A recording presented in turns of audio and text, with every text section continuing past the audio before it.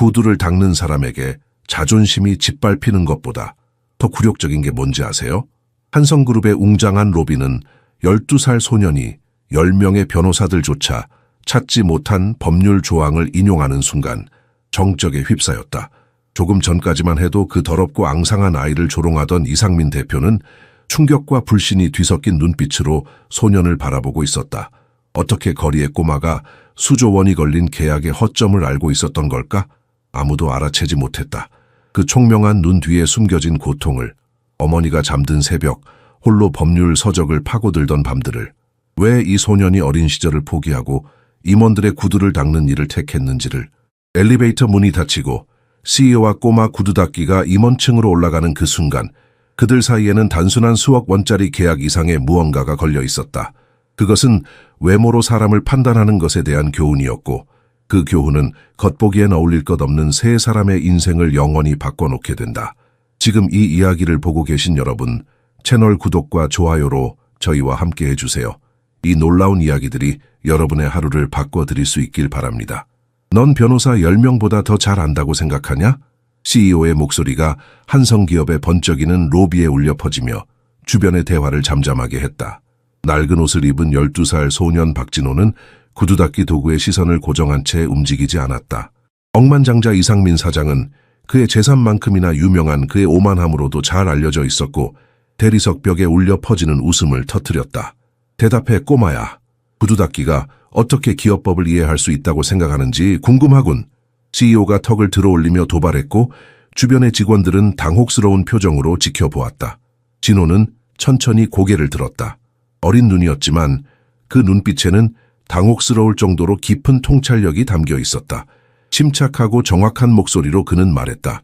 한국지적재산권법 제34조 7항 두 번째 단락 창. 상민의 미소가 흔들렸다. 소년은 계속했다. 한성이 대우전자와의 계약에서 무시하고 있는 조항입니다. 안개처럼 짙은 침묵이 내려앉았다. 임원들은 의아한 시선을 교환했다. 어떻게 이 구두 닦기 소년이 42층에서 협상 중인 기밀 계약의 세부 사항을 알 수 있을까? 더 나쁜 것은 어떻게 그가 이사회가 비밀리에 걱정하고 있던 바로 그 법적 허점을 찾아냈을까? 상민은 혈관 속에 피가 얼어붙는 것을 느꼈다. 서울 거리에서 매일 일하는 거친 손을 가진 약해 보이는 외모의 이 소년은 단순한 구두 닦기가 아니었다. 그리고 그가 방금 말한 것은 수십억 원의 거래를 구할 수도 망칠 수도 있는 것이었다. 넌 누구냐 꼬마? CEO가 속삭였다. 그의 오만함은 불안한 호기심으로 대체되었다. 거리의 햇빛이 로비 창문을 통해 쏟아져 들어왔고 진호의 낡은 신발과 더러워진 셔츠를 비추었다. 하지만 그 불완전한 모습 속에서도 그의 눈은 방 안의 모든 성인들보다 더 깊은 지혜를 담고 있었다. 그의 얇은 어깨는 그가 견디고 있는 무게 아래 휘어져 있었지만 그의 목소리는 흔들리지 않았다. 제 이름은 박진호입니다. 그가 마침내 대답했다. 그리고 제가 당신의 회사를 도울 수 있다고 생각합니다. 상민은 소년을 바라보았다. 처음으로 그의 차가운 비즈니스맨의 마음속에 무언가가 움직였다.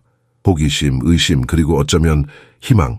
그는 모든 임원들이 보는 앞에서 한 가지 결정을 내렸다. 내 사무실로. 지금 당장. 그의 목소리는 더 이상 조롱이 아닌 명령이었다. 진호는 구두 닦기 도구를 집어들었지만 상민이 손짓했다. 그건 놔두고 와. 더 이상 필요하지 않을 거야. 불확실한 미래를 향해 나아가며 진호는 자신이 모든 것을 걸고 있다는 것을 알았다. 어머니를 위한 것이었다. 그들의 생존을 위한 것이었다. 그리고 어쩌면 그가 감히 꿈꾸지 못했던 미래를 위한 것이었다. 이상민의 호화로운 사무실로 향하는 길은 진호에게 다른 세계로 들어가는 것 같았다.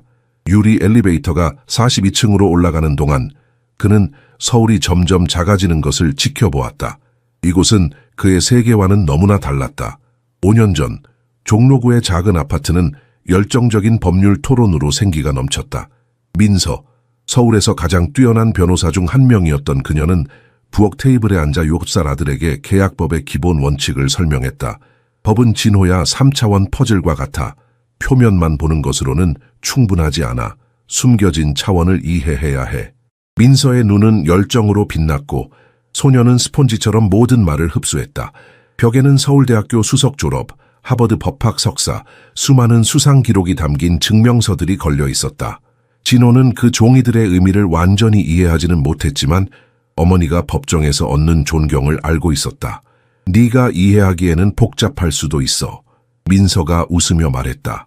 하지만 언젠가 이 모든 것이 우리 가족의 유산이 될 거야.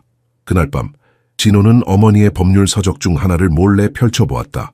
단어들은 이해할 수 없었지만 그 책들이 어머니에게 특별한 힘을 준다는 것은 알았다. 그는 언젠가 자신도 그 힘을 이해하게 되기를 꿈꾸었다. 모든 것은 4월의 비 오는 오후에 바뀌었다. 전화벨이 울렸고 진호는 어머니의 얼굴이 창백해지는 것을 보았다. 무슨 일이야 엄마? 그가 물었을 때 민서는 이미 문을 향해 달려가고 있었다. 사고가 났어. 삼촌이 빨리 가야 해. 그들이 강남 거리의 사고 현장에 도착했을 때 구급차 불빛이 비에 젖은 아스팔트 위에서 번쩍였다. 하지만 다친 것은 삼촌이 아니었다. 진호의 세상은 그 순간 멈췄다. 병원에 도착했을 때 그는 어머니를 의식이 있지만 하반신이 움직이지 않는 상태로 발견했다. 허리 아래 영구적 마비, 의사가 임상적 냉정함으로 설명했다. 다음 몇 달 동안 한때 법정을 지배하던 빛나는 민서는 휠체어에서 조용히 시들어갔다. 그녀를 높이 평가하던 법률사무소는 점차 중요한 사건에서 그녀를 멀리하기 시작했다. 동료들의 방문은 드물어졌다. 전화는 끊겼다. 동정은 필요 없어. 누군가 과도한 연민을 보일 때마다 그녀는 중얼거렸다. 하지만 완벽함과 외모에 대한 관습에 여전히 얽매인 한국 사회는 그녀를 그림자 속으로 밀어넣었다. 진호는 어머니가 휠체어뿐만 아니라 그녀를 어디서나 따라다니는 동정의 시선, 그녀를 빛나는 법률가에서 불쌍한 장애인으로 축소시키는 그 시선과 싸우는 것을 조용히 지켜보았다. 어느 날 밤, 진호는 어머니의 방문가에서 그녀가 조용히 울고 있는 소리를 들었다. 그는 들어가고 싶었지만 어머니의 자존심을 존중했다. 대신 그는 맹세했다. 엄마를 다시 웃게 해드릴 거야. 그가 속삭였다. 어떻게든. 어두운 복도에 홀로 서서 12살이 채 안 된 소녀는 어른의 결심을 했다. 그리고 이제 거대 기업의 CEO 사무실로 걸어 들어가면서 그 결심의 무게가 그의 어린 어깨를 짓눌렀다. 하지만 두려움에도 불구하고 그의 가슴 속에는 희망의 작은 불꽃이 타오르고 있었다. 이상민의 사무실 문이 무겁게 닫히는 소리가 진호의 귓가에 울렸다. 그 소리는 마치 운명의 문이 닫히는 것 같았다. 하지만 지금은 그의 결심을 흔들 시간이 없었다. 집으로 돌아온 진호는 부엌 테이블에 쌓인 고지서들을 발견했다. 한때 능숙하게 다루던 서류들을 떨리는 손가락으로 정리하려 애쓰는 민서의 모습이 그를 찔렀다. 서울 최고의 변호사 중 한 명으로서 받던 넉넉한 월급으로 유지되던 작은 아파트가 이제는 보잘것없는 장애연금으로는 감당하기 어려운 짐이 되어버렸다. 진호는 문틈으로 혼자라고 생각하며 조용히 우는 어머니를 지켜보았다. 그날 밤 그는 결심했다. 그들이 무너지도록 놔두지 않겠다고. 다음 날 아침 학교로 향하는 대신 진호는 모은 돈으로 중고 구두 닦기 세트를 구입했다. 완벽한 정장 차림의 회사원들이 오가는 강남 거리에서 소녀는 전략적으로 자리를 잡았다. 학교 끝나고 일해요. 그는 어머니에게 거짓말했다. 민서는 아들이 방과 후 활동에 참여한다고 믿었다.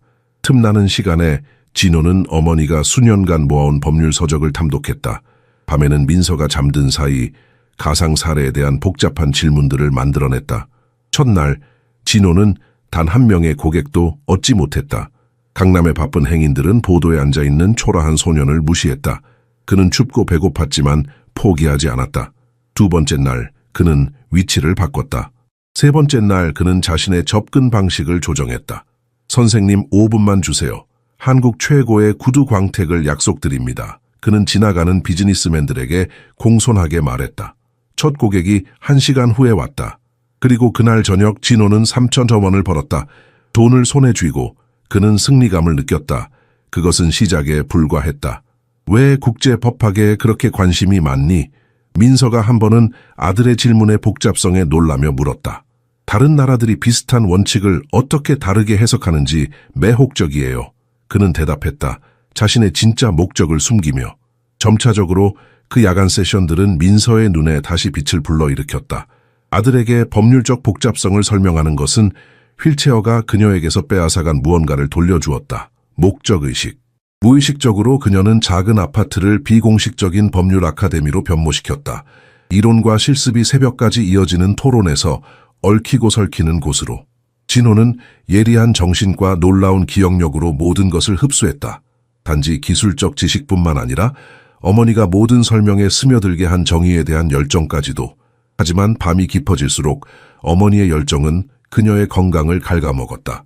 진호는 그녀의 창백해진 피부와 점점 더 깊어지는 눈 밑에 다크서클을 볼 수 있었다.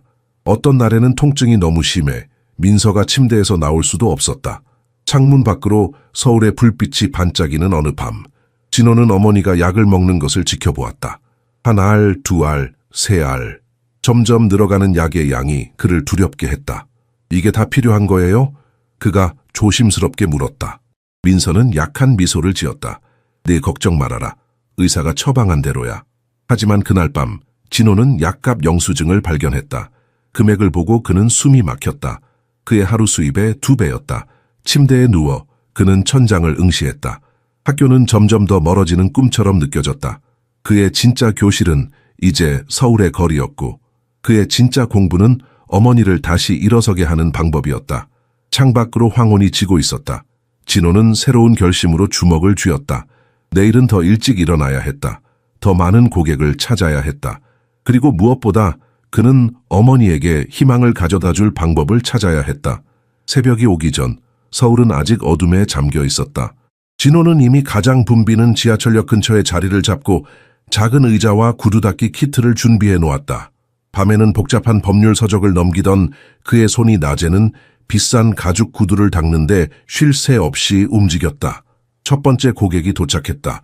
웃음주름이 깊게 패인 중년 남성이었다. 이런 이른 시간에 학교에 가지 않고 여기서 뭐하니? 남자가 물었다. 진호는 눈을 들지 않고 대답했다. 학교는 9시에 시작해요. 그 전에 일해야 해요. 남자는 한숨을 쉬었다. 내 나이 때 나도 일했었지. 하지만 공부를 소홀히 하면 안 돼. 진호는 남자의 구두를 완벽하게 닦으며 말했다. 걱정 마세요. 제 꿈을 위해 일하는 거예요. 그는 완벽한 구두의 소년이라는 별명을 얻었다. 몇몇 임원들은 그의 꼼꼼함에 감탄했다. 하지만 거의 아무도 그가 신발을 닦는 동안 비즈니스 거래, 합병, 기업 소송에 관한 전화 대화를 주에 깊게 듣고 있다는 것을 알지 못했다. 한성그룹이 대우전자와의 계약에서 허점을 이용하려 한다더군. 한날 진호는 두 임원이 속삭이는 대화를 들었다. 지적재산권 조항이 문제야. 진호의 손이 잠시 멈췄다. 그 이름은 너무나 익숙했다. 사고 전 어머니가 맡았어야 할 바로 그 회사, 바로 그 소송이었다. 학교는 2차적인 것이 되었다. 예전에 평범했던 그의 성적은 곤두박질쳤다. 선생님들은 통지서를 보냈고 진호는 우편함에서 가로챘다. 수업 시간에 피곤해 보인다. 수학 선생님이 언급했고 그는 연습한 미소로 대답했다. 집에서 많이 공부하고 있어요. 거짓말은 아니었다. 강박적으로 공부하고 있었다. 하지만 학교 교과 과정이 아니었다. 그날 오후 비가 내리기 시작했다. 진호는 우산 없이 귀가하는 길에 완전히 젖었다. 집에 도착했을 때 그는 어머니가 휠체어에 앉아 창밖의 빗방울을 바라보고 있는 것을 발견했다. 비가 오는 날이면 항상 그 날이 생각나. 민서가 조용히 말했다. 진호는 옷을 갈아입으러 방으로 향했다. 젖은 셔츠를 벗으며 그는 거울에 비친 자신의 모습을 보았다. 갈비뼈가 눈에 띄게 돌출되어 있었다. 음식을 아끼느라 너무 많은 식사를 건너뛰었다. 진호야, 어머니의 목소리가 복돼서 들려왔다. 이거 무슨 냄새지? 그는 서둘러 셔츠를 입었다. 구두약 냄새였다. 손을 비누로 3번 씻었지만 그 냄새는 여전히 그의 피부에 배어 있었다. 모르겠어요. 그가 대답했다. 학교 과학 실험 때문인 것 같아요. 저녁 식사 시간 진호는 조심스럽게 질문을 던졌다. 엄마, 공유된 기술이 포함된 지적재산권 침해 소송을 어떻게 다루시겠어요? 민서는 질문의 구체성에 놀라며 몇 시간 동안 상세한 설명에 빠져들었다. 모르는 사이에 그녀는 한국 최대 기업 중 하나를 구하거나 몰락시킬 수 있는 사건을 정확히 풀어내고 있었다. 진호는 모든 단어, 모든 뉘앙스, 모든 전략을 암기했다. 언젠가 사용해야 할 무기들. 다음 날 학교에서 그는 교장실로 불려갔다. 너의 출석률이 허용 가능한 수준 이하야. 중년의 남자가 경고했다. 그리고 성적도 떨어졌어. 개선하겠습니다. 진호는 약속했지만 그것이 공허한 약속임을 알고 있었다. 밖으로 나오자 복대서 같은 반 친구 미나가 기다리고 있었다. 괜찮아? 그녀가 물었다. 요즘 학교에 거의 안 오더라. 진호는 무슨 말을 해야 할지 몰랐다. 그녀의 염려 어린 눈빛이 그를 괴롭혔다. 친구도 평범한 10대의 삶도 포기한 지 오래였다. 괜찮아. 그가 중얼거렸다. 그냥 집에 일이 좀 있어서. 밤에 어머니가 잠든 후 진호는 조용히 울었다. 어린 어깨에 세상의 무게를 느꼈다. 아파트를 잃을 가능성, 악화되는 어머니의 건강, 불확실한 미래. 하지만 법전 페이지에서 그는 확신을 찾았다. 지식은 힘이었다. 그리고 힘은 그의 운명을 바꿀 수 있는 유일한 화폐였다. 새벽의 첫 빛이 서울의 고층 건물 사이로 스며들기 시작했다. 진호는 한성기업 로비로 향하는 발걸음을 재촉했다. 이제 이곳은 그에게 익숙한 영역이 되었다. 일주일에 3번, 그는 몇 시간 동안 임원들의 구두를 닦으며 사실상 투명 인간이 되었다. 기업의 분주함 속에서 쉽게 무시되는 조용한 소년. 오늘은 특별했다. 그는 어제 우연히 들은 대화 때문에 가슴이 두근거렸다. 대우전자와의 계약에 관한 중요한 회의가 42층에서 열릴 예정이었다. 로비에 자리를 잡자마자 진호는 첫 번째 고객을 맞이했다. 법무팀의 젊은 변호사였다. 오늘 대우 미팅 준비됐어? 다른 변호사가 다가오며 물었다. 젊은 변호사는 한숨을 쉬었다. 솔직히? 전혀. 상민 사장님이 무리한 요구를 하시는 것 같아. 이 계약은 시간폭탄이야. 진호는 구두약을 문지르며 귀를 기울였다. 대우가 모호한 조항을 발견하면 우리를 고소할 거야. 젊은 변호사가 전화통화 중 기둥 뒤에 숨어 말하는 소리가 들렸다. 제34조 7항에서 우리가 취약해. 진호는 모든 정보 조각을 저장하며 복잡한 퍼즐을 완성해 갔다. 밤에는 어머니에게 점점 더 구체적인 학문적 가설에 대해 상담했다. 만약 기술회사가 특정 조건해 지적재산권을 공유한 다음 그가 시작하면 민서는 아들의 관심에 활기를 되찾으며 자신이 실제로 실제 사건을 해결하고 있다는 것을 깨닫지 못한 채 정교한 분석을 펼쳐나갔다. 그날 오후 진호는 자신의 작은 공책에 중요한 정보를 기록했다. 그의 글씨는 빠르고 간결했다. 지금까지 그가 모은 정보에 따르면 한성과 대우 사이의 계약은 위험한 경계선 위에 있었다. 한성은 공유 기술을 자사 제품에 통합하려 했지만 법적 허점이 있었다. 집에서 어려움은 커져갔다. 집주인은 퇴거를 위협했다. 민서의 비싼 약은 진호가 벌 수 있는 얼마 안 되는 돈을 소모했다. 냉장고는 자주 비어 있었다. 어느 날 밤 진호는 집세 고지서를 훔쳐보았다. 금액을 보고 그는 창백해졌다. 그가 한 달에 버는 금액의 3배였다. 어떻게 그 돈을 마련할 수 있을까? 다음 날 그는 평소보다 더 일찍 한성 로비에 도착했다. 운이 좋게도 그는 법무팀 간부 2명 사이의 대화를 엿들었다. 우리가 놓치고 있는 게 있어. 첫 번째 남자가 말했다. 이 계약은 잘못되면 우리를 파산시킬 수 있어. 민서박이 여기 있다면 해결할 수 있을 텐데. 두 번째 남자가 한숨을 쉬었다. 그녀는 이런 종류의 법적 문제의 천재였어. 그녀에게 무슨 일이 있었는지 들었어? 사고 후에? 들었어. 아주 슬픈 일이지. 그런 인재가 휠체어에 갇혀 있다니. 진호는 손에 힘이 빠지는 것을 느꼈다. 구두 브러쉬가 바닥에 떨어졌다. 두 남자는 놀라서 그를 바라보았다. 괜찮니 소년? 그중 한 명이 물었다. 진호는 얼굴을 숙이고 브러쉬를 주었다. 네, 죄송합니다. 실수였어요. 남자들이 떠난 후 진호는 떨리는 손으로 노트를 꺼냈다. 그는 새로운 결심을 했다. 그들이 그의 어머니를 갇혀 있다고 생각한다면 그는 그녀가 여전히 얼마나 빛나는지 보여줄 것이다. 학교에서 진호는 수업 시간 내내 법률 서적을 읽었다. 선생님이 그를 불러 세웠다. 박진호, 무엇을 그렇게 열심히 읽고 있니? 그는 책을 보여주지 않으려 했지만 선생님은 이미 그것을 가져갔다. 국제지적재산권법? 선생님은 놀란 표정으로 말했다. 이건 대학원생 수준의 교재인데. 교실이 웃음으로 가득 찼다. 구두 닦기가 변호사 놀이를 하네. 누군가 소리쳤다. 진호의 얼굴이 붉어졌지만 그는 고개를 들었다. 그들의 조롱은 그에게 새로운 것이 아니었다. 하지만 곧 그들은 모두 알게 될 것이다. 그가 누구인지, 그리고 그의 어머니가 누구인지. 집으로 돌아가는 길에 그는 결심했다. 내일 그는 마침내 움직일 것이다. 더 이상 숨어서 듣기만 하지 않을 것이다. 기회가 오면 그는 준비가 되어 있을 것이다. 그날은 진호에게 평범한 날처럼 시작되었다. 새벽에 일어나 어머니의 커피를 준비하고 그녀가 약을 복용하는지 확인한 후 구두 닦기 세트를 들고 조용히 나갔다. 하지만 한성 기업의 로비의 자리를 잡는 순간 공기 중에 뭔가 다른 것이 느껴졌다. 임원들이 서둘러 지나가고 긴장된 얼굴들과 속삭이는 목소리들이 보였다. 대화의 조각들이 그에게 들려왔다. 대우가 발견했어. 수십억을 잃을 수도. 법무팀이 패닉 상태야. 진호의 심장이 빨리 뛰기 시작했다. 이것이 바로 그가 기다려온 순간이었다. 어제의 결심이 그의 마음속에서 불타올랐다. 그때 이상민 사장이 분노에 찬 발걸음으로 로비를 가로질러 걸어왔다. 그의 뒤로는 완벽한 정장을 입은 변호사들이 따랐다. 상민은 진호를 보자 갑자기 멈춰 섰고 설명할 수 없는 이유로 소년에게 분노를 쏟아냈다.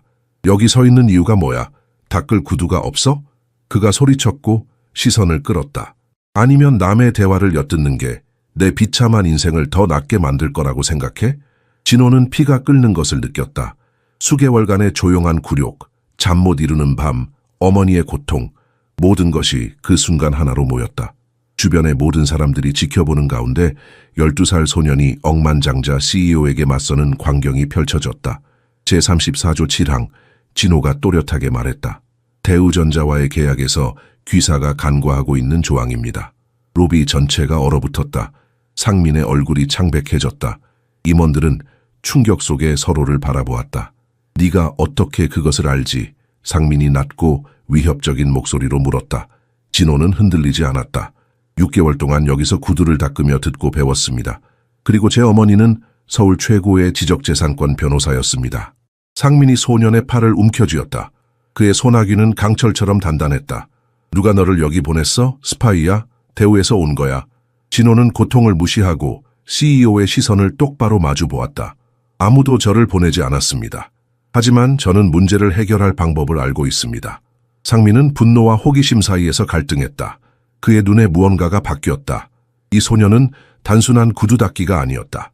그의 눈에는 그가 수년 동안 보지 못했던 지적 불꽃이 있었다. 내 사무실로, 지금 당장, 그가 마침내 명령했다. 유리벽으로 둘러싸인 엘리베이터가 그들을 42층의 경영진 층으로 데려갔다. 진호는 공포와 결단에 혼합된 감정을 느꼈다. 그는 자신이 가진 유일한 카드를 던지려는 참이었다. 실패한다면 두 번째 기회는 없을 것이다. 엘리베이터 문이 열리자 고급스러운 카펫과 대리석 바닥이 나타났다. 진호는 발밑의 카펫이 자신의 낡은 운동화보다 더 비싸다는 것을 알았다. 이곳은 그의 세계가 아니었다. 하지만 오늘은 그것이 중요하지 않았다. 서울이 내려다 보이는 거대한 사무실에서 그는 10명의 베테랑 변호사와 분노한 CEO를 마주했다. 모든 것을 바꿀 수 있는 순간의 무게를 느꼈다. 설명해봐. 상민이 명령했다. 진호의 가슴이 두근거렸지만 그의 마음은 이상하게 평온했다. 이것은 어머니가 그를 위해 준비했던 순간이었다.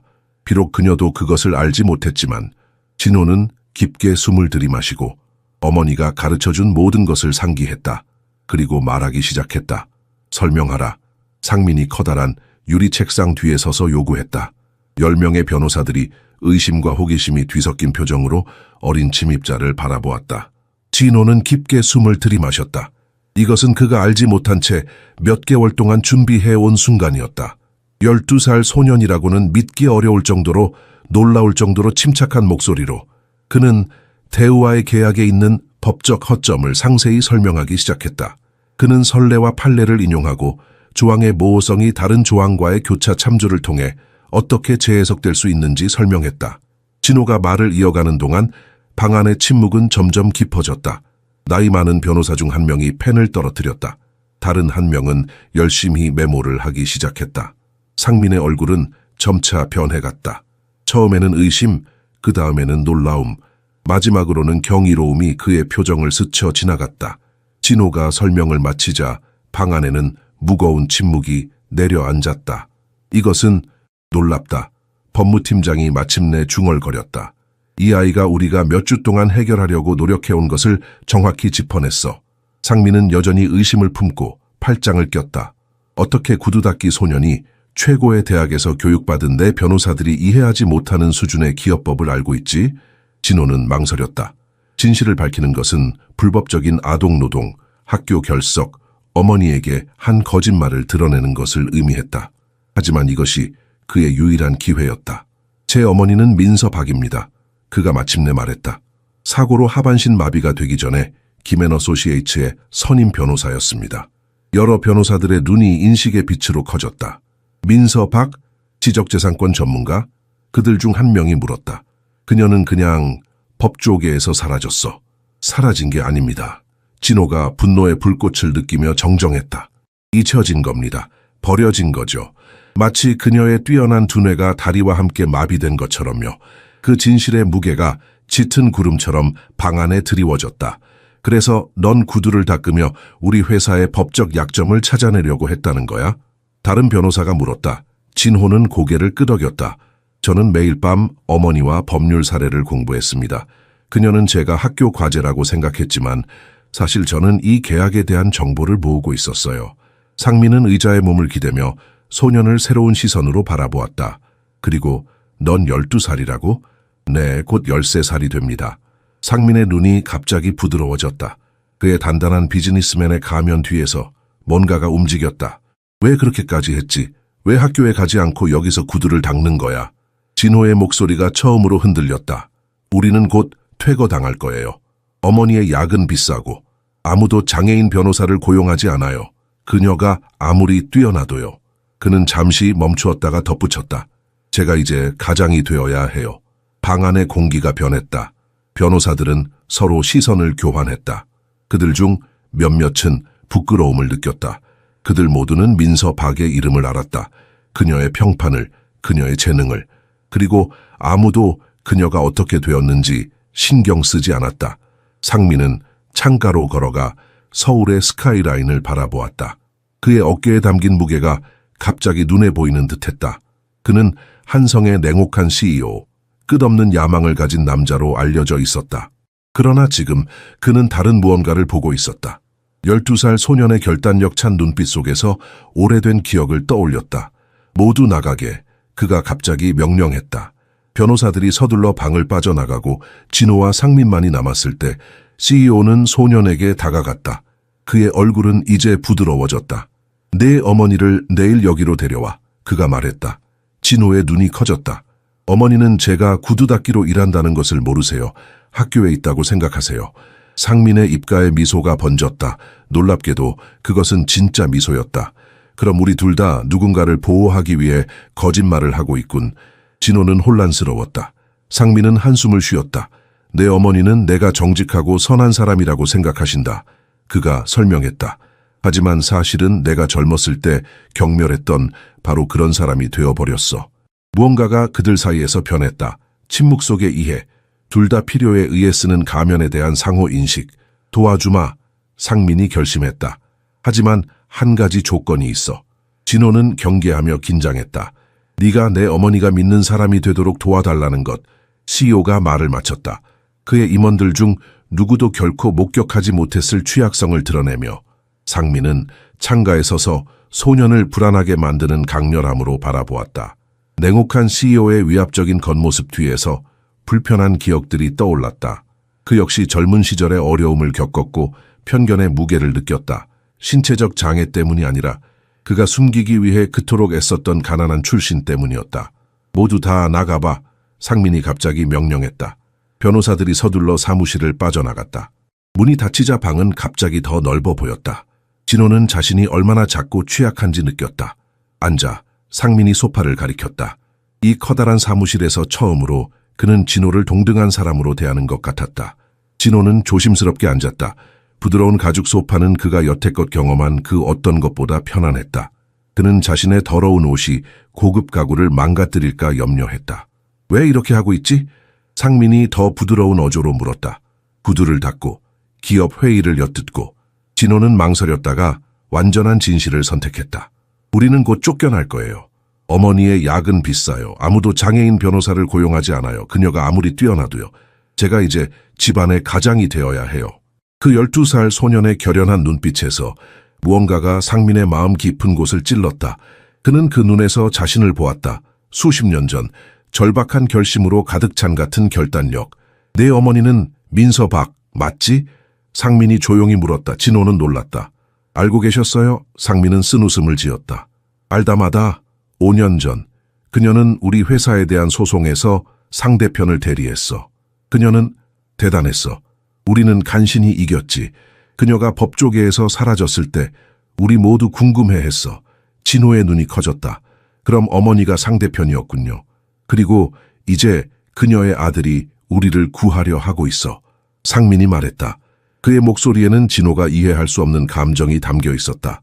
창밖으로 서울의 스카이라인이 늦은 오후 햇살 아래 반짝였다. 마천루들은 끊임없이 성공과 힘을 상징했다. 하지만 그 순간 진호와 상민 모두에게 그것들은 그저 유리와 강철의 텅 빈 기념물처럼 느껴졌다. 난 그때 그녀에게 직접 일자리를 제안했어야 했어. 상민이 중얼거렸다. 그녀의 재능을 알았는데 하지만 내 자존심이 그는 말을 끝맺지 못했다. 진호는 침묵 속에서 기다렸다. 무언가 중요한 일이 일어나고 있다는 것을 느꼈다. 억만장자 CEO의 단단한 외면이 잠시나마 갈라지고 있었다. 내일 내 어머니를 여기로 데려와. 상민이 갑자기 말했다. 진호는 불안해졌다. 그녀는 제가 구두 닦기로 일한다는 것을 몰라요. 학교에 있다고 생각하세요. 상민은 웃었다. 놀랍게도 그것은 진짜 웃음이었다. 그럼 우리 둘 다 누군가를 보호하기 위해 거짓말을 하고 있군. 진호의 혼란스러운 표정에 상민이 설명했다. 내 어머니는 내가 정직하고 선한 사람이라고 생각하셔. 하지만 사실은 내가 젊었을 때 경멸했던 바로 그런 사람이 되어버렸어. 그는 창가로 걸어가 자신의 흐릿한 반영을 바라보았다. 부와 권력은 그것들을 얻기 위해 희생한 것보다 덜 만족스러워. 진호는 상민의 눈에서 이전에 보지 못했던 무언가를 보았다. 후회, 아마도 외로움까지도. 그 순간 이 강력한 CEO는 그저 길을 잃은 또 다른 사람처럼 보였다. 도와주마. 상민이 결심했다. 하지만 한 가지 조건이 있어. 진호는 경계하며 긴장했다. 그는 세상에서 공짜가 없다는 것을 배웠다. 네가 내 어머니가 믿는 사람이 되도록 도와달라는 것. CEO가 말을 마쳤다. 그의 목소리에는 진호가 결코 기대하지 않았던 취약성이 담겨 있었다. 이 요청은 너무나 예상치 못한 것이어서 진호는 잠시 말문이 막혔다. 그는 어떤 비즈니스 제안이나 불법적인 음모를 예상했었다. 하지만 이건 완전히 다른 것이었다. 어떻게요? 진호가 마침내 물었다. 상민은 깊은 한숨을 내쉬었다. 난 수년간 이웃만을 쫓아왔어. 최근에 어머니가 병에 걸리셨는데 그녀는 내가 한 일을 자랑스러워하지 않으실 거야. 상민의 눈에 번쩍이는 것이 진호의 시선을 사로잡았다. 눈물인가 아니면 빛의 반사일 뿐인가. 우리가 서로를 도울 수 있을 것 같아. 상민이 말했다. 우리 둘 다 어머니를 실망시키지 않기 위해 노력하고 있으니까. 진호는 이 제안의 무게를 느꼈다. 이 만남은 그저 사업상의 대결이 아니었다. 이것은 두 아들의 이야기였다. 각자 자신만의 방식으로 어머니의 사랑을 지키려 노력하는. 작은 아파트의 초인종 소리가 민서를 놀라게 했다. 사고 이후로 방문객은 드물었다. 그녀는 어렵게 휠체어를 조작해 문까지 이동했고 아들과 함께 있는 우아하게 차려입은 남자를 보고 놀랐다. 엄마, 진호가 긴장한 표정으로 말했다. 이분은 이상민 사장님, 한성기업의 CEO세요. 민서의 눈이 인식의 빛으로 커졌다. 그녀는 비즈니스 잡지에서 본 그 이름과 얼굴을 알고 있었다. 박 여사님, 상민이 공손하게 고개를 숙였다. 당신의 아들이 저희 회사를 법적 재앙에서 구했습니다. 민서는 혼란스러운 표정으로 두 사람을 번갈아 바라보았다. 무슨 말씀이신지, 어머니, 제가 설명할게요. 진호가 끼어들었다. 그의 목소리는 떨렸지만 단호했다. 저는 학교에 가지 않았어요. 지난 6개월 동안 한성기업 로비에서 구두를 닦고 있었어요. 민서의 얼굴이 창백해졌다. 그녀의 손이 휠체어 팔걸이를 꽉 움켜쥐었다. 왜? 그녀가 숨을 가쁘게 내쉬며 물었다. 약값과 집세 때문에요. 진호가 대답했다. 그리고 당신이 더 이상 변호사로 일하지 못하는 것이 너무 불공평했어요. 상민이 소파에 앉으며 개입했다. 박 여사님, 당신의 아들은 놀라운 법적 직관력을 가지고 있습니다. 그는 저희 최고의 변호사들도 찾지 못한 대우전자와의 계약상 허점을 발견했습니다. 이어지는 시간 동안 진실이 모두 드러났다. 진호의 구두닦기 1, 야간 법률 강의, 그가 발견한 법적 허점, 민서는 자부심과 공포 사이를 오갔다.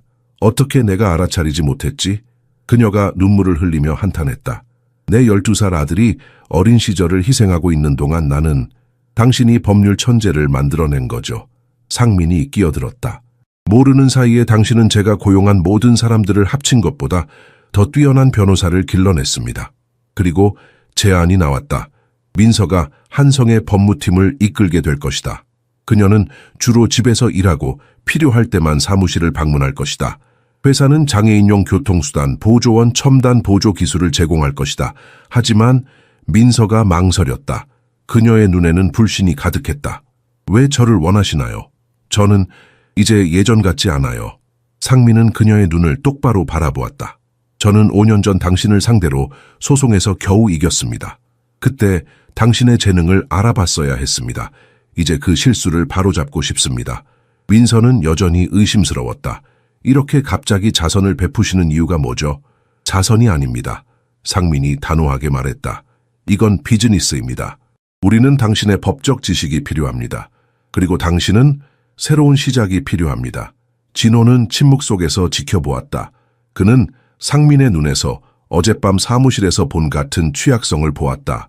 이 강한 사업가의 단단한 외면 아래에는 무언가 더 깊은 것이 있었다. 진호는 어떻게 되나요? 민서가 아들의 손을 꼭 잡으며 물었다. 학교로 돌아갈 겁니다. 놓친 시간을 따라잡기 위한 개인 교사와 함께요. 그리고 주말에는 원한다면 우리 법무팀에서 견습생으로 일할 수 있습니다. 나이가 되면 우리는 최고의 법과대학에서 그의 교육을 보장할 것입니다. 제안은 너무 완벽해 보였다. 왜요? 민서가 의심스럽게 물었다. 왜 우리를 위해 이렇게 하시나요? 상민은 창문 너머 서울의 지평선을 바라보았다. 당신의 아들이 제가 오래전에 잊어버린 무언가를 상기시켰다고 합시다. 가치는 외모로 측정되지 않는다는 것을. 민서의 눈에 눈물이 고였다. 그녀는 아들을 바라보았다. 이 모든 것이 그가 한 일 때문이었다. 12살 소년이 한 가족의 운명을 바꾼 것이다. 한 가지 조건이 더 있어요. 진호가 갑자기 말했다. 두 어른이 놀라서 그를 바라보았다. 엄마가 최소한 일주일에 2번은 집 밖으로 나가야 해요. 그냥 일하는 것만이 아니라 삶을 즐기기 위해서요. 민서는 충격 속에서 웃음을 터뜨렸다. 상민도 미소를 지었다. 이 소녀는 계속해서 그들을 놀라게 했다. 그럼 계약 성립이네. 상민이 손을 내밀었다. 세 사람의 손이 만났다. 세 개의 다른 삶이 예상치 못한 방식으로 교차하며 봄이 서울에 찾아왔다. 벚꽃이 한강변을 따라 피어나는 동안 민서의 아파트에도 새로운 생명이 피어나고 있었다. 한때 검소했던 공간은 이제 첨단 기술로 변모했다. 넓은 책상, 조절 가능한 작업대, 음성인식 소프트웨어가 갖춰진 최신 컴퓨터가 거실 한쪽에 자리 잡았다. 이곳은 빠르게 한성 법무 운영의 중심지가 되었다.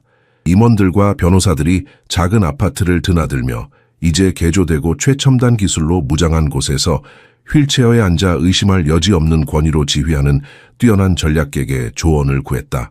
그녀는 아무도 보지 못하는 각도를 본다. 한재무 이사가 특히 어려운 회의 후에 감탄했다.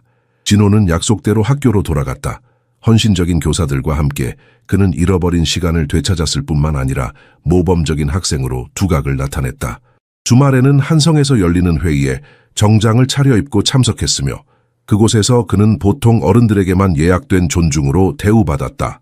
한 토요일 아침 진호는 어머니의 작업실 문간에 서서 그녀가 화상회의를 준비하는 것을 지켜보았다.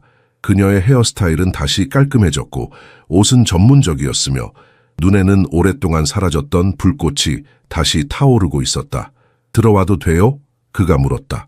민서가 미소 지으며 고개를 끄덕였다. 내 작은 영웅이 여기 있구나. 진호는 얼굴을 붉혔다. 그는 여전히 어머니의 칭찬에 익숙하지 않았다. 영웅은 아니에요. 내 나이의 아이들이 학교에서 친구들과 놀고 있을 때 너는 우리를 구하기 위해 싸우고 있었어. 민서가 말했다. 그건 영웅이 아니면 뭐겠니? 그녀는 진호에게 손짓했다. 오늘 회의에서 내가 예비 서류를 검토하는 것을 도와줄래? 네 통찰력이 필요해. 진호의 가슴이 자부심으로 부풀었다. 그의 어머니는 이제 그를 단순한 아이가 아니라 동료로 대했다. 그들이 함께 법적 문서를 검토하는 동안 그는 그들이 얼마나 먼 길을 왔는지 경이롭게 생각했다. 그날 오후 상민이 방문했다. 그는 이제 일주일에 적어도 2번은 그들의 아파트에 들렀다. 공식적으로는 업무 문제를 논의하기 위해서였지만 진호는 그 이상의 무언가가 있다는 것을 알았다. 진호야, 상민이 그를 부르며 작은 상자를 건넸다. 네가 좋아할 것 같아서. 상자 안에는 복잡한 법률 서적이 있었다. 하버드 법대 출판, 국제 지적재산권에 관한 희귀한 원서였다. 감사합니다. 진호가 말했다. 책이 너무 무거워 그는 양손으로 들어야 했다. 상민이 웃었다. 내 변호사 수준에 맞춰 생각하기 시작했어. 민서가 휠체어를 타고 들어왔다. 그녀는 책을 보고 눈을 크게 떴다. 그건 절판된 지 오래됐어요. 어떻게 구하셨어요? 상민은 어깨를 으쓱했다. 약간의 인맥이 있지. 그들이 대화를 나누는 동안 진호는 창가로 물러나 부엌에서 차를 준비하기 시작했다. 그는 두 어른 사이의 미묘한 상호작용을 지켜보았다. 어머니가 상민의 농담에 웃는 방식, 상민이 그녀의 말에 진정으로 귀 기울이는 방식. 부엌에서 진호는 세 잔의 차를 준비하며 창밖을 내다보았다. 서울의 스카이라인이 석양에 물들어 있었다. 지난 몇 달간의 변화는 믿기 어려웠다. 그의 어머니는 다시 빛나고 있었다. 그들은 더 이상 생존을 위해 싸우지 않았다. 그리고 이상하게도 한때 그들의 적이었던 남자가 이제 그들의 가장 가까운 동맹이 되었다. 넌 놀라운 아이야. 상민의 목소리가 그를 놀라게 했다. CEO가 부엌 문간에 서 있었다. 그냥 필요한 일을 했을 뿐이에요. 진호가 대답했다. 상민은 고개를 저었다. 아니, 넌 훨씬 더 많은 일을 했어. 넌 우리 회사를 구했어. 하지만 더 중요한 건 네가 내게 인간성을 상기시켜 준 거야. 그는 민서가 작업실에서 전화 통화하는 것을 바라보며 덧붙였다. 내 어머니는 정말 특별한 사람이야. 진호는 상민의 목소리에서 감정의 깊이를 느꼈다. 그는 미소를 참을 수 없었다. 어쩌면 그들의 가족이 다시 한번 성장할지도 모른다고 생각했다. 차가 식기 전에 마시러 가요, 진호가 말했다. 세 잔의 차를 들고. 그들이 함께 작업실로 들어가자 봄 햇살이 창문을 통해 쏟아져 들어왔다. 세 사람의 새로운 시작을 따스하게 비추며. 여름이 서울을 감싸고 도시는 후덥지근한 열기로 숨쉬기 어려웠다. 하지만 민서의 아파트는 한성그룹이 설치한 최첨단 냉방 시스템 덕분에 쾌적했다. 이제 상민의 방문은 전문적인 논의를 넘어서 자주 이루어졌다. 그는 민서를 위한 희귀 법률 서적, 진호를 위한 교육용 게임, 때로는 그가 직접 준비한 전통 한국 요리까지 가져왔다. CEO들도 요리하는 줄 몰랐네요. 어느 날 밤 민서가 완벽하게 양념된 김치찌개를 맛보며 농담했다. 이 특정 CEO는 모든 남자가 자신을 먹여 살릴 줄 알아야 한다고 믿는 어머니에 의해 길러졌습니다. 그가 기업 복도에서는 좀처럼 볼 수 없는 미소를 지으며 대답했다. 진호는 조용히 어른들 사이에 미묘한 변화를 관찰했다. 상민이 방문하기 전에 어머니가 머리를 정돈하는 방식, 보통 극도로 시간을 지키는 기업인이 체류를 연장하기 위해 변명을 찾는 방식. 그가 엄마를 좋아해요. 어느 날 그런 방문 후에 진호가 직설적으로 말했다. 민서는 10대처럼 얼굴을 붉혔다. 우리는 동료야, 진호야. 그는 내 일을 존중해. 그는 엄마를 일몰 때 서울 지평선을 보는 것처럼 바라봐요. 마치 소중하고 대체 불가능한 무언가를 바라보는 것처럼요. 12살 소년에게는 너무 세련된 비유에 민서는 놀라서 그를 바라보았다. 네가 언제 이렇게 성장했니? 필요할 때요. 그가 단순하게 대답했다. 다음 주 상민은 특별한 제안을 가지고 왔다. 다음 주말에 제주도 출장이 있는데 그가 저녁 식사 중에 말했다. 두 분도 함께 가는 게 어떨까요? 아름다운 섬이고 우리 모두 휴식이 필요하지 않나요? 민서는 망설였다. 휠체어로 여행하는 것은 쉽지 않아요. 모든 준비가 되어 있습니다. 상민이 재빨리 말했다. 완전 접근 가능한 숙소, 개인 비행기, 현지에서의 특별 교통편. 당신은 걱정할 필요가 없어요. 진호는 어머니의 눈에서 두려움과 설렘이 교차하는 것을 보았다. 사고 이후 그녀는 거의 서울을 벗어나지 않았다. 진호도 학교를 빠져야 할 텐데 그녀가 주저하며 말했다. 사실 저는 진호의 선생님들과 이미 이야기했습니다. 상민이 미소 지으며 말했다. 그들은 이것이 그에게 교육적 견학기 될 거라고 동의했어요. 민서는 깜짝 놀랐다. 제 허락도 없이요? 제가 너무 앞서 나갔나요? 상민이 갑자기 불안해하며 물었다. 죄송합니다. 저는 단지 괜찮아요. 민서가 웃으며 그의 손을 잡았다. 당신의 열정이 귀여워요. 진호는 그들의 눈이 만나는 순간을 지켜보았다. 무언가 보이지 않는 것이 그들 사이에서 전달되었다. 감정의 정적이 방을 가득 채웠다. 출장 준비가 시작되었다. 민서는 오랫동안 방치해 두었던 옷장에서 여행용 가방을 꺼냈다. 그녀는 무엇을 가져갈지 결정하기 위해 몇 시간을 보냈다. 마치 10대 소녀처럼 설레며. 여행 전날 밤 진호는 어머니가 창가에 앉아 조용히 울고 있는 것을 발견했다. 엄마 괜찮아요? 그가 놀라서 물었다. 그녀는 미소 지으며 눈물을 닦았다. 괜찮아 진호야. 이건 행복한 눈물이야. 행복한 눈물이요? 때로는 기쁨이 너무 커서 눈물로 흘러넘치기도 해. 그녀가 설명했다. 2년 전만 해도 나는 내 인생이 끝났다고 생각했어. 그런데 지금 이렇게 새로운 시작을 하다니. 진호는 어머니 옆에 앉았다. 상민 삼촌을 좋아하세요? 민서는 아들을 바라보며 한숨을 쉬었다. 그래, 좋아해, 많이. 그게 너한테 괜찮니? 그가 엄마를 행복하게 해준다면 전 기뻐요. 진호가 진심으로 말했다. 다음 날 아침 그들은 김포 공항의 개인 비행기 터미널에서 상민을 만났다. 그는 평소에 비즈니스 슈트 대신 캐주얼한 옷을 입고 있었다. 그는 더 젊고 더 가벼워 보였다. 비행기로 향하는 동안 진호는 어머니의 휠체어를 밀었다. 갑자기 그녀가 그의 손을 잡았다. 고마워, 진호야. 그녀가 말했다. 뭐가요? 모든 것. 넌 내 인생을 구했어. 비행기에 탑승하면서 진호는 이 여행이 단순한 휴가 이상의 의미를 가질 것이라는 것을 느꼈다. 그들의 작은 가족에게 새로운 장이 열리고 있었다. 비행기 창문 너머로 서울이 점점 작아지는 것을 바라보며 진호는 그들이 얼마나 멀리 왔는지 그리고 앞으로 얼마나 더 멀리 갈 수 있을지 생각했다. 기내에서 어머니와 상민은 조용한 대화를 나누고 있었고 간간히 웃음소리가 들렸다. 그것은 진호가 오랫동안 듣지 못했던 아름다운 소리였다. 어머니의 진정한 웃음소리. 제주도의 바닷바람이 진호의 머리카락을 흩날렸다. 그는 해변가 특수 휠체어에 앉아있는 어머니 곁에 서 있었다. 민서의 얼굴에는 오랫동안 보지 못했던 평화로움이 깃들어 있었다. 공기가 다르게 느껴져 그녀가 깊게 숨을 들이마시며 말했다. 서울에서는 이런 맑은 공기를 마실 수 없어. 상민이 3개의 아이스크림을 들고 다가왔다. 제주도 특산품인 녹차 아이스크림입니다. 부인. 민서가 웃음을 터뜨렸다. 우리가 얼마나 알고 지냈죠? 이제 부인이라고 부르지 마세요. 상민의 얼굴이 붉어졌다. 억만장자 CEO가 수줍어하는 모습이 진호에게는 신기했다. 휴가의 날들이 꿈처럼 흘러갔다. 그들은 제주도의 아름다운 경관을 탐험했다. 상민이 사전에 모든 장소가 휠체어 접근이 가능한지 철저히 확인했다.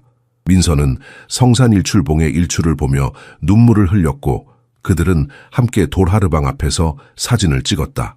마지막 저녁, 그들은 바다가 내려다 보이는 프라이빗 테라스에서 저녁 식사를 했다. 진호가 잠시 자리를 비운 사이 상민은 주머니에서 작은 상자를 꺼냈다. 오늘 당신에게 줄 게 있어요. 그가 말했다. 민서는 상자를 열었고 그 안에는 아름다운 진주 목걸이가 있었다. 이건 제주 바다에서 나온 진주예요. 상민이 설명했다. 옛날에 제주 해녀들이 목숨을 걸고 바다 깊은 곳에서 캐냈죠. 민서의 손가락이 진주를 따라 움직였다. 너무 아름다워요. 하지만 받을 수 없어요. 왜요? 이건 너무 개인적이에요. 우리는 동료잖아요. 상민이 그녀의 손을 잡았다. 당신이 그저 동료라고 생각하나요? 진호가 돌아왔을 때 그는 어머니의 목에 걸린 진주 목걸이와 그녀의 눈에 담긴 새로운 빛을 발견했다. 그는 아무 말도 하지 않았지만 내심 미소 지었다. 휴가에서 돌아온 후 초대장이 도착했다. 한성그룹이 유럽으로 사업을 확장할 예정이었고 베를린에서 시작하여 최고의 법무팀이 국제 운영을 구성해야 했다. 독일에서 2달, 상민이 저녁 식사 중에 설명했다. 그 후에는 스위스와 프랑스도 가능해요. 민서가 망설였다. 진호를 그렇게 오래 혼자 둘 수 없어요. 사실 CEO가 끼어들었다. 제안에는 진호도 포함돼 있어요. 여행 중에 개인 교사를 준비할 수 있어요. 값을 매길 수 없는 교육적 경험이 될 거예요. 민서는 자신의 신체적 상태로 대양을 건너는 생각에 두려움을 느꼈다. 공항, 호텔, 낯선 사무실, 모두 그녀의 휠체어에 물리적 도전을 의미했다. 진호는 어머니의 두려움을 읽을 수 있었다. 사고 이후 그녀의 세계는 아파트와 개조된 사무실의 안전한 경계로 축소되었다. 지평선을 넓히는 전망은 동시에 유혹적이면서도 두려운 것이었다. 생각해 볼게요. 민서가 마침내 말했다. 다음 날 진호는 어머니의 방에서 오래된 여권을 발견했다. 그녀는 그것을 손에 들고 과거의 사진을 바라보고 있었다. 휠체어 이전에 세계를 여행하던 젊은 변호사의 모습. 엄마가 많이 여행했었나요? 진호가 물었다. 민서가 미소 지었다. 내 나이 30에 나는 이미 12개국을 방문했었어. 파리에서 국제 컨퍼런스에 참석하고 런던의 법정을 방문했지. 세상은 그렇게 크고 아름다웠어. 그리고 여전히 그래요. 진호가 부드럽게 말했다. 엄마가 보기만 하면 돼요. 민서의 눈에 눈물이 고였다. 내가 이렇게 된 후로는 모든 게 너무 어려워 보였어. 너무 무서웠어. 하지만 제주도는 무섭지 않았잖아요. 그렇죠? 엄마는 해냈어요. 민서가 깊게 숨을 들이마셨다. 베를린이 정말 휠체어에 친화적이라고 생각해? 진호의 얼굴이 밝아졌다. 그럼요. 이미 찾아봤어요. 베를린은 유럽에서 가장 접근성이 좋은 도시 중 하나래요. 그리고 우리는 함께 할 거예요. 민서는 여권을 바라보다가 슬며시 웃었다. 내 오래된 친구를 갱신할 시간인 것 같군. 진호는 승리감을 느꼈다. 어머니가 마침내 과거의 사슬에서 벗어나기 시작했다. 이제 그들은 함께 앞으로 나아갈 준비가 되었다. 베를린의 훔볼트 대학교 강당이 가득 찼다. 학자들, 학생들, 법률 전문가들이 국제계약에서 지적재산권에 대한 접근 방식을 혁신한 한국인 법률가의 강연을 듣기 위해 모여들었다. 민서는 첨단 기술이 적용된 휠체어에서 침착한 권위로 무대를 장악했다. 그녀의 독일어는 억양이 짙었지만 인상적인 기술적 정확성으로 흘러나왔다. 앞줄에서 진호와 상민이 뚜렷한 자부심으로 지켜보았다. 당신 어머니는 정말 놀라워요. 독일인 학생이 진호에게 속삭였다. 그녀의 모든 논문을 읽었어요. 어떻게 최고의 전문가들도 놓치는 연결점을 볼 수 있는 거죠. 진호가 미소 지었다. 어머니는 휠체어에 앉아 있는 것이 다른 사람들이 무시하는 각도에서 세상을 관찰하는 법을 가르쳐 주었다고 말씀하세요. 강연 후 리셉션에서 진호는 주목할 만한 것을 발견했다. 이곳에서 아무도 그의 어머니를 장애인 변호사로 보지 않았다. 그들은 그녀를 빛나는 마음 혁신가 논쟁의 여지가 없는 권위자로 보았다. 휠체어는 그녀의 지적 힘 앞에서 무의미해졌다. 대학 총장이 그룹에 다가왔다. 박 여사님, 다음 학기에 특별 강의 시리즈를 부탁드리고 싶습니다. 당신의 초국가적 법률에 대한 접근 방식은 우리 학생들에게 정확히 필요한 것입니다. 민서의 얼굴이 빛났다. 영광이겠습니다. 나중에 슈플의 강변의 고급 호텔에서 진호는 도시의 밤 풍경을 바라보는 상민을 발견했다. 생각에 잠겨 보이네요. 소년이 관찰했다. 변화에 대해 생각하고 있었어. 그 CEO가 대답했다. 구두 닦기 소년이 어떻게 억대 기업의 운명을 바꾸었는지, 사회가 그림자로 내몬 여성이 이제 국제적으로 빛나고 있는지. 진호가 잠시 생각에 잠겼다. 한국인들은 다른 민족들이 완전히 이해하지 못하는 개념이 있어요. 정. 그것은 공감보다 더 깊고 친절함보다 더 복잡해요. 그것은 삶을 상호적으로 변화시키는 상호 연결이에요. 상민이 소년을 놀라운 표정으로 바라보았다. 가끔 네가 겨우 12살이라는 것을 잊어버려. 거의 13살이에요. 진호가 미소 지었다. 그리고 최고의 선생님들에게 배웠어요. 필요와 사랑이요. 다음 날 그들은 브란덴부르크 문을 방문했다. 민서의 휠체어가 유서 깊은 광장 위로 미끄러지듯 움직였다. 어렸을 때 역사책에서 이 문에 대해 읽었어. 그녀가 말했다. 베를린 장벽이 무너진 날 사람들이 여기서 춤추고 축하하는 사진을 보았어. 하지만 여기 직접 오게 될 거라고는 결코 생각하지 못했어. 상민이 그녀의 어깨에 손을 올렸다. 장벽은 다양한 형태로 온다. 당신도 자신의 장벽을 무너뜨렸어요. 그날 오후 그들은 저명한 독일 법률 회사를 방문했다. 파트너 중 한 명이 민서에게 인사를 했다. 박 여사님, 당신의 대우전자 케이스 분석을 읽었습니다. 정말 탁월했어요. 우리는 비슷한 사례를 다루고 있는데 당신의 통찰력을 듣고 싶습니다. 진호는 옆에 서서 귀 기울였다. 어머니가 복잡한 법적 논쟁을 풀어나가는 것을 지켜보는 것은 항상 경이로웠다. 그녀의 마음은 정교한 시계처럼 작동했다. 모든 톱니바퀴가 완벽하게 맞물려 돌아가며 모임이 끝날 무렵 법률 회사 파트너가 민서에게 명함을 건넸다. 유럽에 더 자주 오시면 좋겠습니다. 당신과 같은 마음을 가진 사람이 필요합니다. 호텔로 돌아가는 택시 안에서 민서는 조용했다. 진호가 그녀의 손을 잡았다. 괜찮아요, 엄마? 그녀의 눈에 눈물이 고였다. 서울에서는 모두가 내 휠체어만 보았어. 여기서는 내 생각을 보는 것 같아. 그게 항상 엄마였어요. 진호가 말했다. 다른 사람들이 보지 못했을 뿐이에요. 상민이 다른 쪽에서 민서의 손을 잡았다. 세 사람은 침묵 속에 앉아 있었지만 그것은 편안한 침묵이었다. 서로를 완전히 이해하는 사람들 사이의 침묵. 베를린의 불빛이 택시 창문을 통해 반짝였다. 진호는 그들의 여정이 여기서 끝나지 않을 것임을 알았다. 이것은 단지 시작이었다. 새로운 세계가 그들 앞에 펼쳐지고 있었다. 5년 후 서울대학교 캠퍼스는 가을 햇살 아래 빛났다. 이제 17세가 된 진호는 명예롭게 고등학교를 조기 졸업하고 명문 법학과의 가장 어린 신입생으로 두각을 나타냈다. 메인 강당에서 민서는 초빙 교수로서 첫 강의를 진행하고 있었다. 그녀의 명성은 국경을 초월했다. 국제법률 컨설턴트, 12개 언어로 번역된 책의 저자, 기업 환경에서 장애인 포용에 끊임없는 옹호자. 맨 뒷줄에서 눈에 띄지 않게 하지만 명백히 자랑스러운 표정으로 상민이 강의를 듣고 있었다. 그의 머리카락에는 조기 흰 머리카락이 보였다. 서울에 본사를 두지만 4대륙에 진출한 글로벌 기업으로 한성그룹을 확장하는 몇 년간의 강렬한 노력의 흔적이었다. 강의 후 세 사람은 캠퍼스의 전통적인 한국 정원에서 만났다. 벚꽃과 대나무가 명상의 분위기를 자아내는 고요한 공간에서 초국적 비즈니스 윤리에 대한 당신의 연설은 훌륭했어요. 상민이 민서에게 흰 백합 꽃다발을 건네며 말했다. 최고에게 배웠으니까요. 그녀가 대답했다. 그와 의미심장한 시선을 교환하며 이는 진호가 놓치지 않았다. 민서의 손가락에 있는 약혼 반지가 늦가을 햇살을 받아 반짝였다. 결혼식은 다음 봄으로 예정되어 있었다. 기업 로비에서의 굴욕적인 대면으로 시작된 예상치 못한 여정의 정점을 상징하는 축하 행사. 가끔 그날을 생각해요. 진호가 생각에 잠겨 말했다. 오만한 CEO가 구두 닦기를 조롱했던 날을. 상민이 웃었다. 과거의 오만함의 흔적 없이 우주는 독특한 유머 감각을 가지고 있어 인간으로서 내 가장 낮은 순간이었어야 할 그 순간이 내 인생의 가장 큰 변화의 촉매제가 되었어. 민서는 사랑하는 두 남자의 손을 잡았다. 한국이 우리에게 세상의 나머지 부분이 여전히 이해하기 위해 노력하는 소중한 것을 가르쳐 주었어요.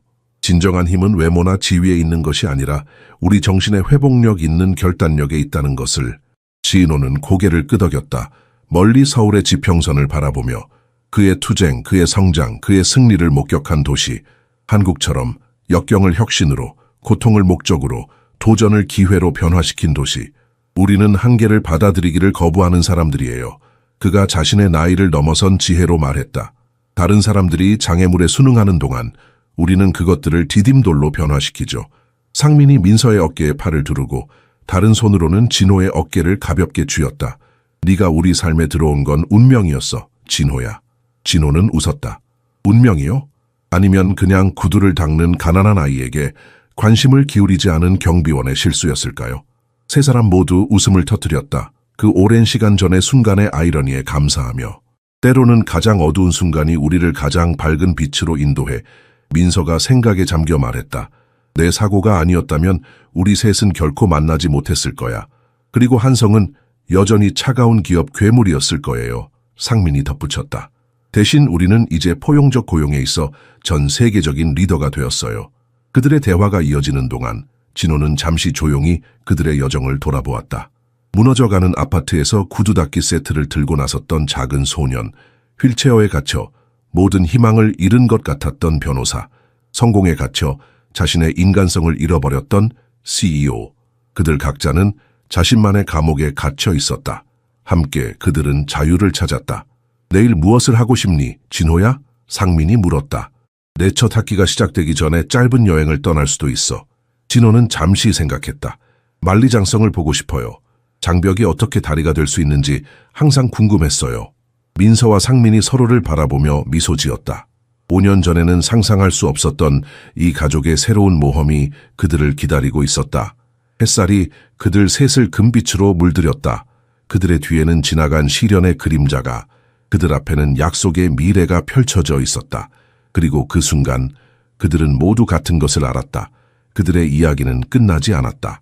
사실 그것은 겨우 시작에 불과했다.